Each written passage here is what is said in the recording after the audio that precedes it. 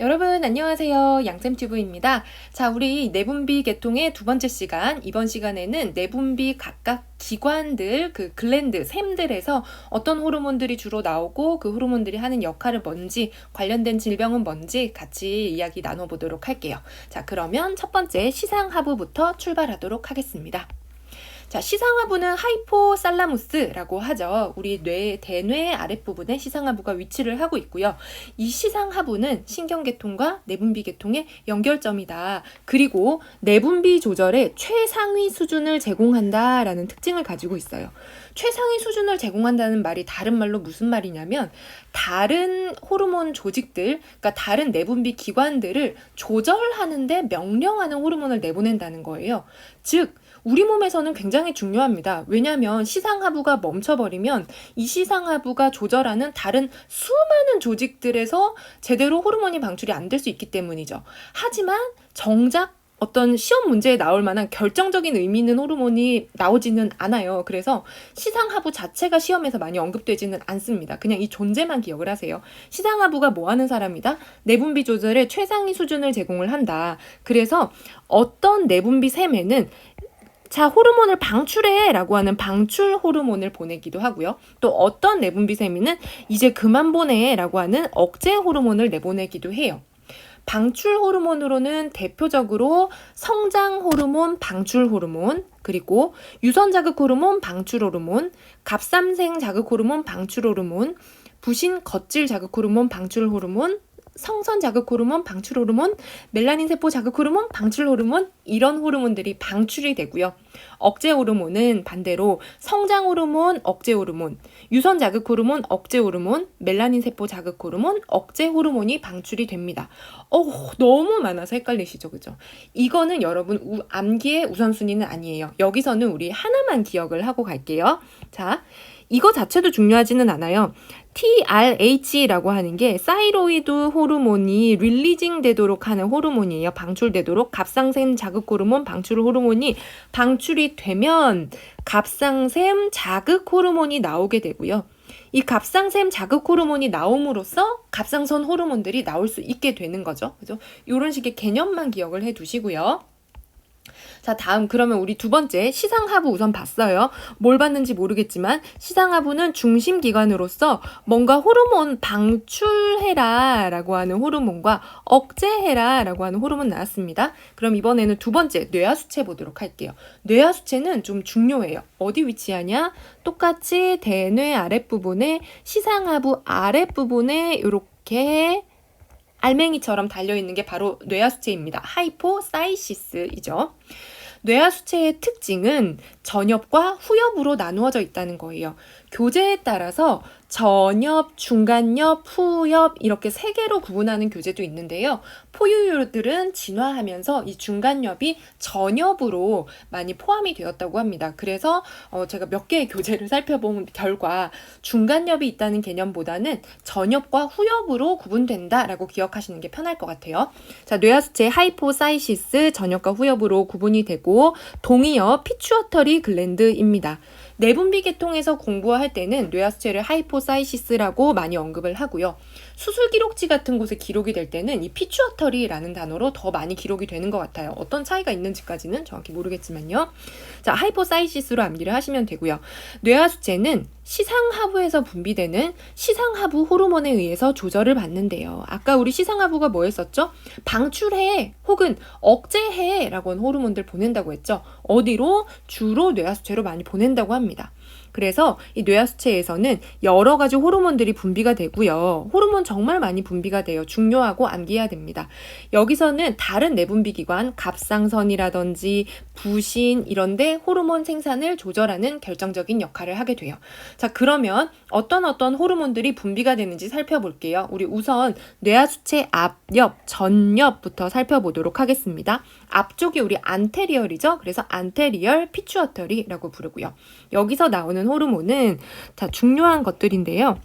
TSH는 사이로이드 스티뮬레이팅 호르몬이죠. 사이로이드가 갑상선이었죠. 갑상선을 어떻게 한다? 스티뮬레이팅 하는 호르몬이다. 갑상선을 스티뮬레이팅, 자극하는 호르몬이죠. 그래서 갑상샘을 자극해요. 자극하면 결과적으로 어떻게 되겠어요? 갑상선 호르몬들이 나오겠죠. 뭐 T3, T4 이런 것들이 나오는 거예요. 자, 그 다음은 ACTH라고 하는 부신피질 자극 호르몬이 나오게 됩니다. 이 호르몬이 나오면 이제 부신피질이 자극이 되는 거죠. ACTH의 풀 네임은 아드레노 코르티코트로픽 호르몬이에요. 다음은 이제 성호르몬들과 관련된 것들이죠. FSH, LH는 짝꿍으로 암기하시면 좋고요. FSH는 Follicle Stimulating 호르몬이에요. 앞에 이 follicle이라고 하는 게 난포를 이야기하는 거거든요. 그래서 난포 자극 호르몬이어서 난포를 성숙하게 하고 정자를 형성하게 하는 특징 가지고 있고요. LH는 루티나이징 호르몬이라고 해서요. 황체를 형성하는 호르몬입니다. 생식세포를 성숙시키고 배란을 촉진시키게 되는 거죠. 자, 그리고 GH 또는 STH라고 불리는 성장 호르몬이에요. GH는 당연히 그로스 호르몬이겠죠.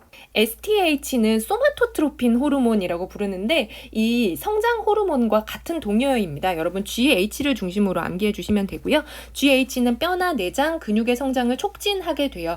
우리 앞에서 호르몬에 대한 설명하면서 호르몬이 타겟셀이 있지만 전신에 작용하기도 한다고 했었죠. 우리 앞에서 본 것처럼 뭐 TSH, ACTH 이런 것들은 갑상샘을 자극하고 부신피질을 자극하고 이렇게 자기가 딱 가는 타겟셀이 있는데 그에 비해서 GH, 이 그로스 호르몬 같은 경우에는 뼈나 내장, 근육 전신에 다 자극을 하게 되는 호르몬입니다. 자, 그리고 마지막으로 프로락틴 있어요. PRL은 말 그대로 프로락틴의 약자인 거죠.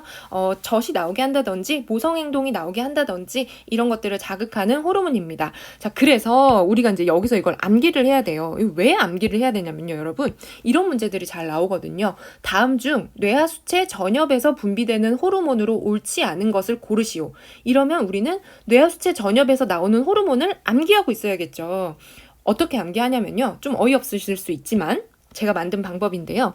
성난 프로갑부 황제 호르몬을 기억을 해주세요. 성난 프로갑부 황제예요. 화가 났대요. 갑부는 갑부인데 프로갑부예요. 원래부터 갑부였나 봐요.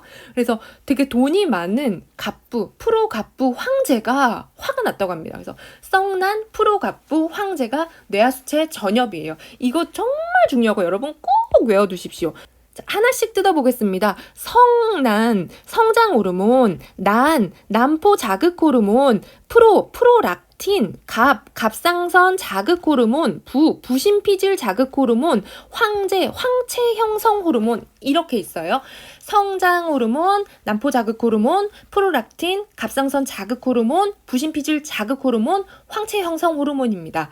다음 중 뇌하수체 전엽에서 분비되는 호르몬으로 옳지 않은 것은 하면 성난 프로갑부 황제 여러분 기억을 해주셔야 되고 간혹 거기에 멜라닌 끼우는 경우도 있어요.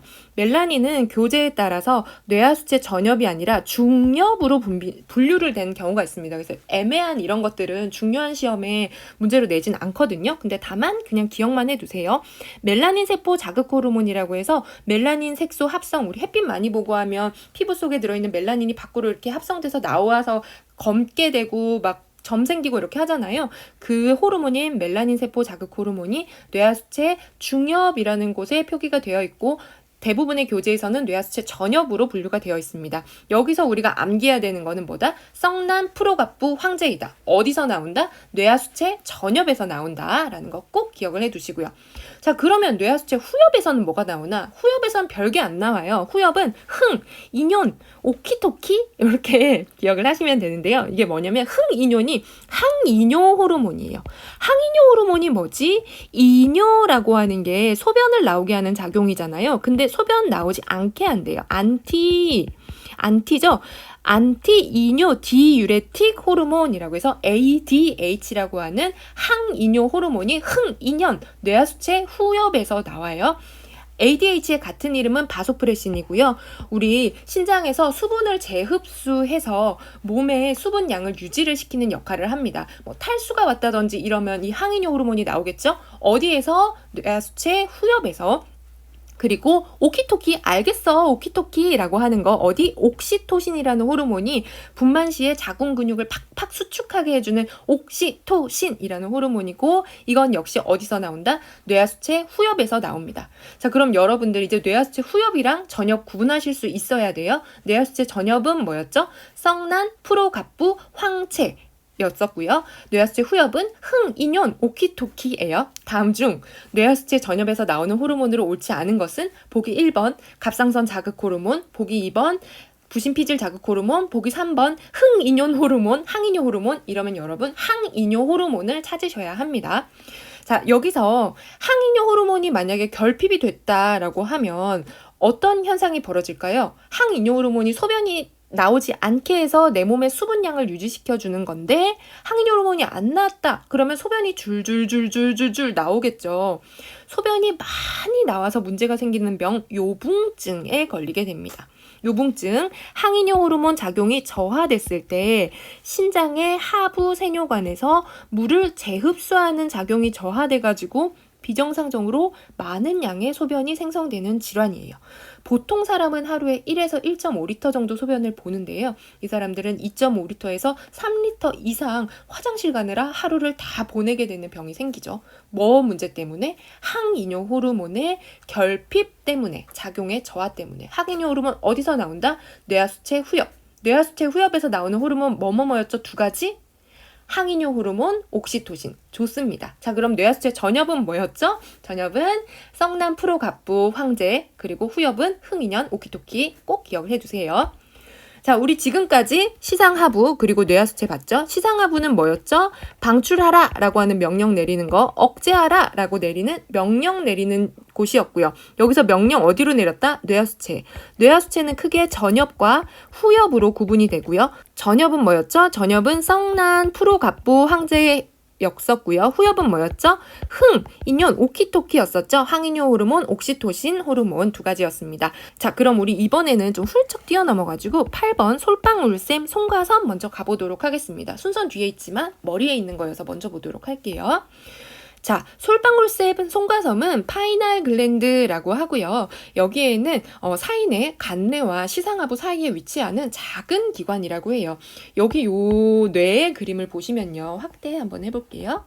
자, 여기 이렇게 보시면은 뇌에서 안구와 굉장히 가까운 곳에 위치를 하고 있습니다. 그래서 우리가 시각 정보로 빛을 받아들이는 것이 이 자극이 이 파이널 글랜드 솔방울샘으로 전달이 돼요. 그래서 빛이 있네, 낮이다, 빛이 없네, 밤이다 라는 거를 느끼게 되는 거죠. 이걸 느끼면 뭘까요? 우리가 바이오리듬이라는 게 생기겠죠. 이 솔방울샘에서는 멜라토닌이라는 호르몬이 분비가 되고요. 이건 세로토닌 유도체로서 사람이 깨어나고 잠들고 하는 생체 리듬에 관여를 해요. 무엇을 통해서? 외부의 빛 자극을 통해서. 그래서 밤에 잠이 잘 들게 해주는 역할도 하게 하는 거죠. 근데 사람이 너무 많이 깨있고 맨날 밤샘 작업하고 이러면 어떻게 돼요? 피곤하고 우울하고 이렇게 되죠. 그래서 이 멜라토닌, 빛에 의해서 멜라토닌이 합성이 과다하게 되면 오랜 시간 동안 우리가 깨어있게 되는 거예요. 그러면 우울증이 유발된다고 합니다. 그리고 합성량이 부족할 경우에는 불면증이 유발되게 된대요. 이런 특징 가지고 있고요. 문제에서는 많이 언급되는 부분은 아닌 것 같아요.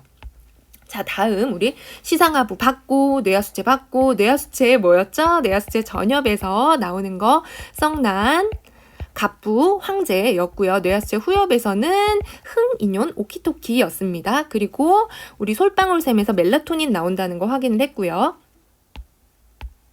이번에는 갑상샘 한번 가보도록 할게요. 갑상샘은 어디에 있나? 우리 목에 있죠? 평소에는 갑상샘이 만져지지 않는데 갑상선 기능 항진증이라든지 이런 게 생기면 목에 이렇게 묵직하게 만져지고 침을 삼킬 때도 뭔가 이물감이 느껴지는 그런 특성을 가지고 있어요. 자, 갑상샘 사이로이드 글랜드라고 하고요. 갑상샘은 인체에서 가장 큰 내분비 샘입니다. 조직의 대사 수준을 유지를 하고 이 사람이 기능을 최적 상태로 유지하도록 좋은 컨디션을 유지하고 살아가도록 작용하는 게 바로 이 갑상샘이에요. 갑상샘에서는요, 호르몬이 많이 나오지는 않고 갑상샘 호르몬과 그리고 칼시토닌이라는 호르몬이 나옵니다. 여기서 이 나오는 갑상샘 호르몬은 T3, T4 두 가지로 나뉘어져 있고요. 갑상샘 호르몬은 기초 대사량, 체온, 맥박, 체온 이런 것들을 조절하고 혈당 조절하고요. 그리고 어린이의 성장과 성숙을 조절하는 호르몬들이에요. 그리고 두 번째 칼시토닌은 혈액 속의 칼슘 이온 농도가 정상치보다 높을 때 농도를 낮추는 기능을 합니다. 낮추기 위해서 우리 뼈 속에 이 칼슘들을 저장시키는 역할을 하는 거예요. 우리 몸에 여러분이 멸치 많이 먹고 치즈 많이 먹고 해서 혈액 속에 칼슘이 많아지면 이것들을 칼시토닌이 혈중에 칼슘 농도가 높네? 그러면 칼시토닌이 나와서 이런 것들을 뼈에 저장을 시키는 역할을 하는 거죠.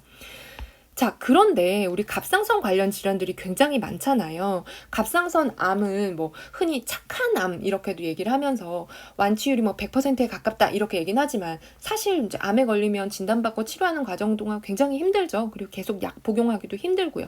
어떤 암이든 뭐 쉬운 암 없고 착한 암 없지만 그래도 우리나라에서 건강검진을 통해서 굉장히 발견률이 높고 조기에 치료를 해서 치료가 많이 되고 있는 암이어서 이 얘기를 드리는 이유는 갑상선 관련 질환들, 갑상선에서 나오는 호르몬들은 관심이 많고 환자가 많이 병원에 오기 때문에 문제로도 언급이 굉장히 많이 됩니다.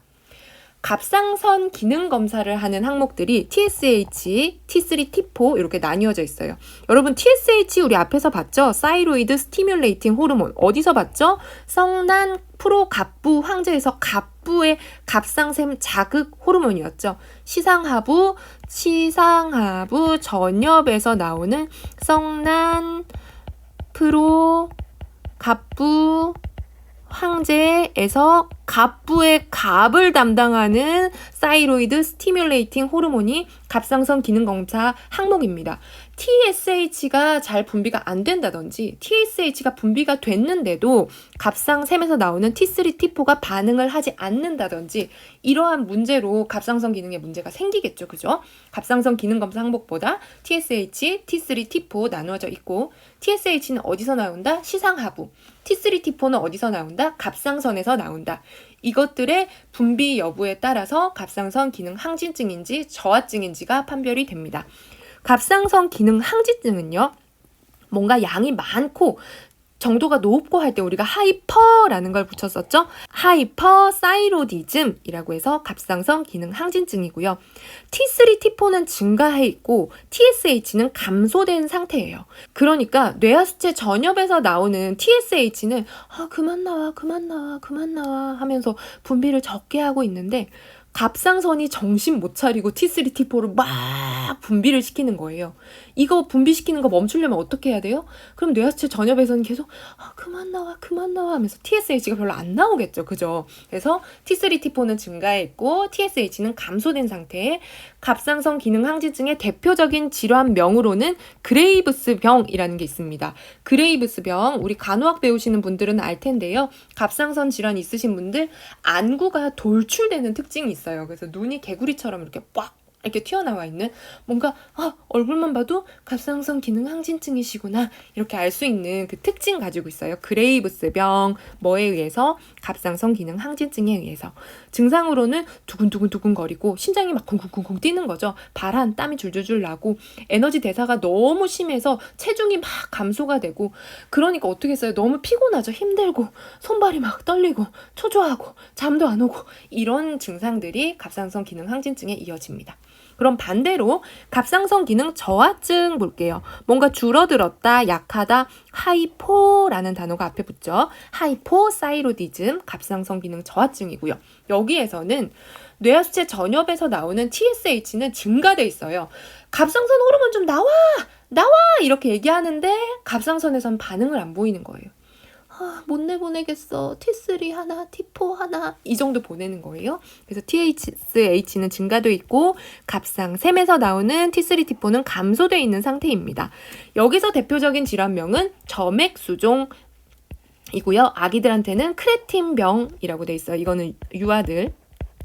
맥사데마라고 하고요. 이 점액수종 같은 경우에는 여기 이렇게 보시면은 몸에 체액이 이렇게 붓기처럼 쌓여 있어서 우리 붓기가 낮에 있다가 밤에 되면 빠지고 누르면 뽕 튀어나오고 이러잖아요. 근데 여기는 이렇게 손으로 눌러도 다시 튀어나오지 않는 그런 반응을 보입니다. 점액수종 몸이 띵띵 부어있는 거죠. 여기서 우리가 기억해야 될 것은 갑상선 기능 항진증의 대표적인 질환명은 그레이브스병이다. 갑상선 기능 저하증의 대표적인 질환명은 점액수종이고, 이게 유아들에게 갑상선 기능 저하증의 대표적인 질환명은 크레틴병이다라는 거 기억을 해 두십시오. 자, 우리 이어서 부갑상샘 보도록 할게요. 부갑상샘은 뭐였죠? 갑상선을 뒤집으면 나타나는 게 파라사이로이드 글랜드라고 되어 있고요. 갑상샘의 뒷면에 빨간 콩처럼 뿅뿅뿅뿅 이렇게 박혀 있습니다. 뒤쪽 위아래로 두 쌍, 총 4개의 쌀알 크기의 기관이라고 하고요. 부갑상샘 호르몬은 혈중 칼슘 농도를 일정하게 유지한다라고 해요. 우리 아까 갑상샘 호르몬에서는 칼시토닌이 나왔잖아요. 이 칼시토닌이 뭐였죠? 혈중의 칼슘 농도가 높은 경우 그것을 뼈로 저장시키는 역할을 하는 거였어요. 근데 부갑상샘 호르몬은 뭐죠? 혈중 칼슘 농도가 저하되어 있는, 낮아져 있는 상태에서 뼈에서 칼슘을 뽑아오는 역할을 해요. 뽑아오는데 너무 많이 뽑아오면 어떻게 되겠어요? 뼈에 구멍이 퐁퐁 뚫리겠죠. 그래서 이 부갑상샘 호르몬, 파라사이로이드 호르몬의 분비가 증가가 되면은 뼈에서 너무 많이 칼슘을 뽑아와서 골다공증이 생기고요. 오스테오포로시스가 생기고요. 분비가 감소되어 있는 경우에는 혈중의 칼슘 농도가 너무 낮겠죠. 뼈에서 칼슘 뽑아와야 되는데 못 뽑아오고 있는 거예요. 그러면은 테타니 강직 상태가 생기게 됩니다. 근육의 비정상적인 수축 상태인 거죠. 눈밑이 벌벌벌 떨린다든지 이런 것들이에요. 자, 우리 갑상샘 봤고요. 갑상샘에서 나타나는 거 뭐라고 했죠? 갑상샘에서는 T3, T4라는 갑상샘 호르몬이 나오고요. 칼시토닌이라고 하는 혈중의 칼슘을 뼈로 저장시켜주는 호르몬이 나옵니다. 그리고 부갑상샘 호르몬은 파라사이로이드 호르몬이라고 해서 칼시토닌과 반대되는 작용을 한다라는 거 기억해 두세요. 자, 우리 이번에는 이어서 이자, 부신, 그리고 생식샘 이렇게 나머지 3가지 알아보도록 하겠습니다. 이자는 췌장이라는 이름으로 우리한테 더 익숙하죠. 우리가 소화기계 때 공부했던 부분이고요. 이자는 앞 시간에도 설명했던 것처럼 위에서 이어져서 소장이 시작되는 첫 번째 소장, 12지장, 듀오데넘에서 소화 효소를 내보내는 소화액 외분비샘의 기능도 하고 있고요. 그리고 내분비샘 호르몬도 분비하는 기관입니다. 자, 이자, 췌장, 판크리아스이고요. 여기서는 외분비와 내분비가 동시에 작용한다. 외분비는 소화기관에서 배웠던 이자액, 췌액, 그리고 우리가 오늘 배울 내분비 내용에서는 호르몬, 이 호르몬들이 어디서 분비가 되냐면 이자라는 것을 구성하고 있는 가장 작은 세포 단위인 랑게르한스 섬이라는 이 기본 세포 단위에서 호르몬이 분비가 됩니다. 어떤 호르몬이 분비가 되지? 대표적으로 2가지는 인슐린과 글루카곤이 있어요. 둘 다 혈당과 관련이 된 내용입니다. 자, 그러면 중요한 키워드 2가지. 이자는 외분비와 내분비로 나누어지는데 내분비에서 호르몬이 어디서 나온다? 랑게르한스 섬에서 나오고, 어떤 호르몬이 나온다? 혈당과 관련된 호르몬들이 나온다. 그 2가지가 인슐린과 글루카곤입니다. 여기서 우리가 주로 암기해야 되는 내용이 나오는데요. 인슐린은 랑게르한스 섬의 베타셀에서 분비가 돼요. 인슐린의 역할은 혈당을 낮추는 역할이죠. 그래서 여러분들이 음식을 드시거나 음료수, 빵 이런 거 드시고 나면은 우리 혈당량이 쭉 올라가잖아요. 근데 우리가 정상적으로 혈당이 뭐 90에서 140 정도 사이를 유지하고 있다면 거기서 크게 벗어나지 않게 하기 위해서 혈당이 높아졌을 때 그거를 몸속에 저장하는 역할을 하는 게 바로 인슐린인 거죠. 그리고 반대의 작용을 하는 것이 바로 글루카곤입니다. 글루카곤은 랑게르한스 섬의 알파셀에서 분비가 돼요. 인슐린은 베타셀, 글루카곤은 알파셀에서 분비된다는 거 기억해 주세요. 글루카곤은 혈당을 높이는 역할을 합니다. 우리가 뭐 다이어트 살 뺀다 이래서 뭐 잘 안 먹으면 내 몸에 있는 그런 뭐 지방이라든지 세포들이 녹아서 그걸 내가 에너지로 쓸 수 있도록 나오잖아요. 이제 그런 것들이 이 글루카곤의 작용에 의해서 이루어지는 거죠. 췌장에는 인슐린과 글루카곤이 각각 인슐린 베타셀, 그리고 글루카곤 알파셀에서 나온다는 건 여러분들 기억해 두십시오. 자, 이 혈당과 관련된 호르몬들에서 우리가 기억해야 되는 중요한 질병이 바로 당뇨병이죠. 당뇨병은 우리 갑상샘에서 얘기했던 그 갑상선 질환만큼이나 현대인의 질병으로 굉장히 주목을 받고 있는 질병이죠. 디아베터스 멜리투스, DM이라고 기록을 많이 하고요. 자, 당뇨병은 인슐린의 문제로 생기는 병이에요. 글루카곤의 문제가 아니고 인슐린의 분비, 작용의 문제로 만성적인 고혈당 상태가 유지되는 것입니다. 그래서 당뇨병이 계신 분들은 먹는 약이든지 주사로 인슐린을 인위적으로 이제 공급을 받게 되죠. 그래서 혈당을 일정 수치를 유지하려고 하는 거고요. 일정 수치라 하는 게 뭐지? 보통은 식사하시고 나서 2시간 이후에 혈당이 90에서 140 정도가 돼야 되고요. 그리고 우리가 한밤 정도 밤 10시부터 안 먹고 다음날 아침에 일어났을 때 혈당이 뚝뚝뚝 떨어졌을 때도 이 공복의 혈당도 70에서 100 정도 사이를 유지를 해야 됩니다. 밥 먹고 나서라고 너무 높아져 있다든지 밥을 안 먹었다고 해서 너무 낮아졌다든지 그런 일이 생기면 안 되겠죠. 자, 그렇게 우리 췌장 이자 봤고요. 이자에서 뭐 나온다? 인슐린, 글루카곤 나온다. 인슐린은 랑게란스 섬의 베타셀, 그리고 글루카곤은 랑게란스 섬의 알파셀에서 나온다는 거. 뭐와 관련된 거? 혈당과 관련됐다라는 거 기억을 하시고요. 이번에는 부신 보도록 하겠습니다. 자, 부신은 우리 몸에 있는 신장, 콩팥, 키드니 위에 꽃갈처럼 이렇게 붙어 있어요, 모양이. 그리고 자, 이 모양 보시면 아시겠지만 겉질, 피질이라고 하는 껍질 부분과 속질, 수질이라고 하는 알맹이 부분으로 나누어져 있습니다. 그래서 부신은 좌우 콩팥 위에 꽃갈모자처럼 씌워져 있고 겉질과 속질이 명확히 구분이 됩니다. 조직적으로도 명확히 구분이 되고 그 역할, 거기서 나온 호르몬들도 완전히 달라요. 그래서 이것도 우리가 뇌하수체에서 뇌하수체 전엽에서 나오는 호르몬, 후엽에서 나오는 호르몬을 서로 구분해서 암기를 했었잖아요. 그것처럼 부신도 부신 겉질에서 나오는 호르몬, 부신 속질에서 나오는 호르몬들을 좀 구분할 줄 알아야 합니다. 자, 우선 부신 겉질 먼저 볼게요. 자, 부신 겉질에서 나오는 호르몬들은 부신 겉질 자극 호르몬 ACTH에 의해서 자극을 받아서 부신 겉질 호르몬들이 나오게 돼요. ACTH는 어디서 나오죠? 뇌하수체 전엽에서 나오죠. 뇌하수체 전엽에서 나오는 게 성난, 프로, 갑부, 황제 호르몬이었잖아요. 그 갑부에서 부신 겉질 자극 호르몬인 거죠. 어디서? 뇌하수체 전엽에서 ACTH가 나와서 자극하는 것들이 광물 코르티코이드, 그리고 글루코코르티코이드, 부신 안드로겐 이렇게 세 가지 호르몬이 나옵니다. 다른 이름으로는 광물 코르티코이드는 알도스테론, 그리고 글루코코르티코이드는 코티솔, 부신 안드로겐은 안드로겐이라는 이름으로 많이 사용이 되고요. 지금부터는 알도스테론, 코티솔, 안드로겐이라고 제가 명명을 할게요. 자, 알도스테론 같은 경우에는 콩팥에 작용을 해서 나트륨과 칼륨의 균형을 조절한다고 나와 있습니다. 자, 우리 기억 하나만 더듬어 볼게요.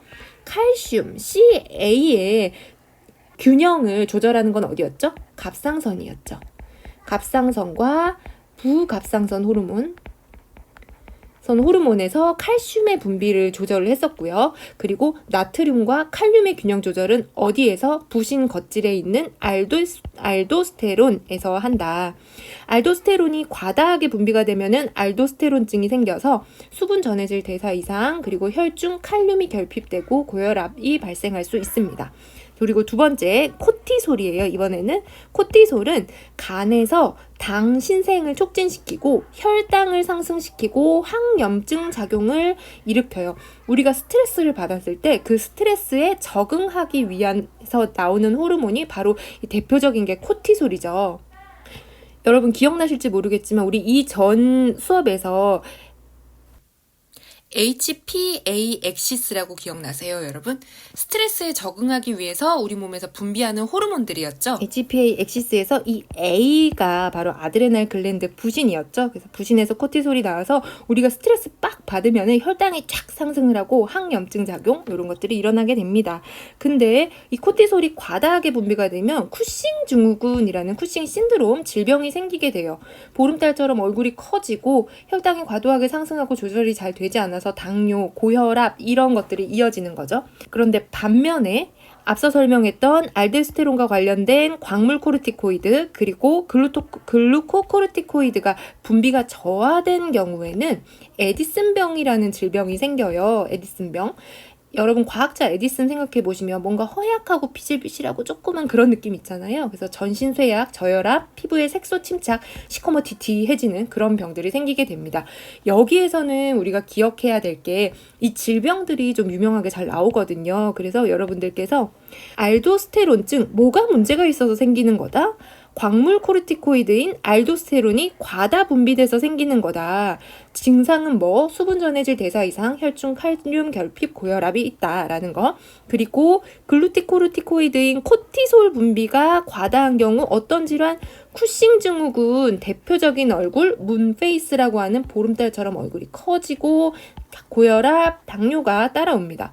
그리고 이 두 가지가 모두 분비가 저하된 경우에 저하됐죠. 뭐 힘이 없다, 뭐 에디슨병, 증상은 무엇? 전신이 쇠약하고 저혈압, 피부 색소 침착 등의 문제가 생기게 됩니다.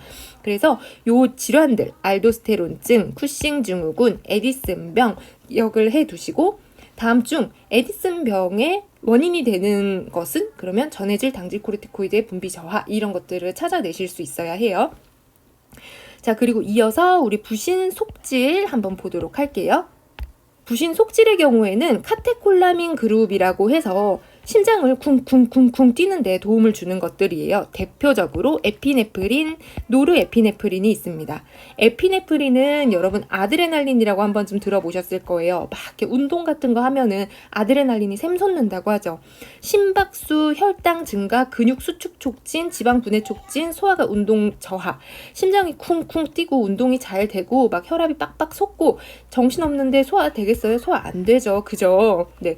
그래서 이렇게 운동을 막 열심히 할 때 상태라고 생각하시면 되고요. 그리고 노르에피네프린도 동일하게 혈압이 상승되고 근육이 수축되고 동일한데 여기서는 말초 혈관이 수축을 해요. 그래서 더 적은 약의 혈액 양으로도 더 높은 혈압을 유지할 수 있도록 하겠죠. 그래서 우리 응급실에서 이렇게 심혈관계 문제 있는 환자분들 혹은 출혈 있는 환자분들이 오셨을 때 1차적으로 주입하는 약제가 에피네프린, 심박수를 유지시키고 그리고 그 다음으로 주입하는 약제가 노르에피네프린으로 말초혈관을 수축시켜서 혈압을 유지시키게 됩니다.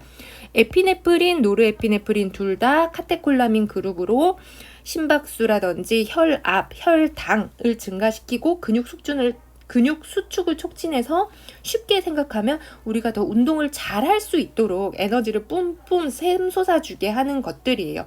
이건 좀 여담이지만 그런 다이어트 보조제 같은 것들로 병원에서 처방받으면 이 노르에피네프린을 처방하는 경우도 있더라고요. 여기 지방 분해 효과 이런 것들이 있잖아요. 그래서 다이어트 약 먹으면 소화 잘 안 되고 심장 쿵쿵 뛰고 이런 느낌이 있는 게 그런 이제 심혈관계 질환에 대한 약에서 이런 이제 지방 분해라든지 이런 역할들이 있어가지고 그걸 다이어트 약으로 사용하기도 하는 모습이 있었습니다. 뭐 여담이었고요. 어쨌든 이 에피네프린, 노르에피네프린 어디서 나온다? 부신 수질, 부신 속질에서 나온다는 거 기억하십시오. 자, 한번 정리하고 갈게요. 부신에서는 부신 껍질에 해당하는 부신 겉질과 그리고 부신 속질이 있는데 부신 겉질에서는 주로 전해질들 조절하는 거였죠. 뭐 광물 코르티코이드, 글루티코르티코이드, 부신 안드로겐 이런 것들이 있었고 유명한 질환 알도스테론증, 에디슨병, 쿠싱 증후군이 나왔고요. 그리고 부신 속질에서는 심장이 쿵쿵쿵쿵 뛰게 하는 거였죠. 에피네프린, 노르에피네프린과 같은 카테콜라민 그룹들이 있었습니다. 자, 이제 심각한 얘기는 거의 다 끝났어요. 마지막 생식샘이에요. 난소, 고환, 우리 이거 뭐 그냥 사람이라면 알고 있잖아요. 난소, 오바리, 고환, 테스티스고요. 난소, 오바리에서는 에스트로겐, 프로게스테론이 나옵니다. 대표적인 그런 여성 호르몬들이죠. 에스트로겐은 2차 성징 나타내는 것들, 생식 기능 유지하는 것. 그리고 프로게스테론은 수정란의 착상을 성립하고 임신이 유지하게 하고 배란이 억제되고 기초체온 상승하는 효과 가지고 있고요. 남성 호르몬은 고환 테스티스에서 나오고요. 나오는 호르몬 무엇? 테스토스테론입니다. 정자를 형성하고 2차 성징 나타나게 하는 특징 가지고 있어요. 난소에서는 에스트로겐, 프로게스테론, 고환에서는 테스티스 이렇게 있었습니다. 자, 이렇게 우리가 내분비 계통이 정리가 되고요. 이제 너무 많은 기관들과 많은 호르몬이 나와서 헷갈릴 수 있잖아요. 그래서 문제의 풀이 유형들 한번 살펴보도록 할게요. 이런 식으로 문제가 나오거든요. 뇌하수체, 뒤엽, 후엽에서 분비되는 호르몬이 아닌 것은 이래요. 그럼 뇌하수체 전엽에서 나오는 거 찾으면 되겠다. 그죠? 뇌하수체 전엽에서 나오는 거, 후엽에서 나오는 거. 전엽에서 나오는 게 뭐였죠? 성난, 프로, 갑부, 황제. 그리고 후엽에서는 흥, 인유, 오키토키.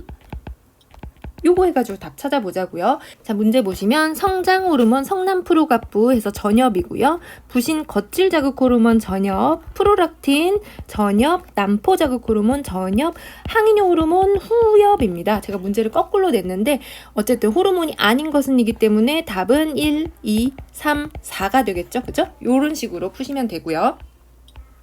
한 문제 더 풀어볼게요. 갑상선 기능 항진을 원인으로 두근거림, 체중 감소, 발한, 수족의 떨림 등 증상으로 하는 질병은 무엇인가? 갑상선 기능 항진증과 관련된 질병은 그레이브스병이었죠. 그죠? 그렇다면 갑상선 기능 저하와 관련된 거 뭐였죠? 눌렀는데 안 올라오는 거, 점액수종. 그리고 어린이 성장 지연되는 거, 크레틴병. 이게 갑상선 저하와 관련된 질병이고요.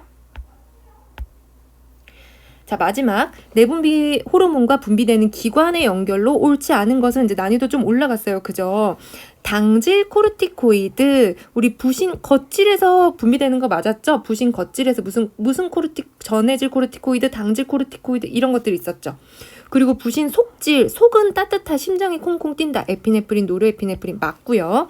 인슐린, 이자에 랑게란스선 맞는데 알파셀 아니고 베타셀이었습니다. 정답 3번이겠죠? 그리고 갑상샘에서 칼시토닌 나오는 거 맞고요. 칼시톤의 반대작용으로 부갑상샘에서 PTH라고 하는 파라사이로이드 호르몬이 나와서 칼시토닌과 반대작용을 했고, 뇌하수체 후엽에는 흥, 인유, 오키토키 했던 항인효 호르몬, 옥시토신 두 가지 나와서 항인효 호르몬이 맞습니다. 그래서 답은 3번이에요. 자, 여기까지 우리 내분비 계통의 전반에 대한 설명, 그리고 각 내분비 기관에서 분비되는 호르몬들, 예상되는 문제의 형태들 함께 살펴봤습니다. 여러분들이 이 내분비 계통 이해하시고 암기하시는데 꼭 도움이 되시기를 바라고요. 긴 시간 동안 함께 공부하시느라 고생 많으셨어요, 여러분. 다음 시간에 또 만날게요. 안녕.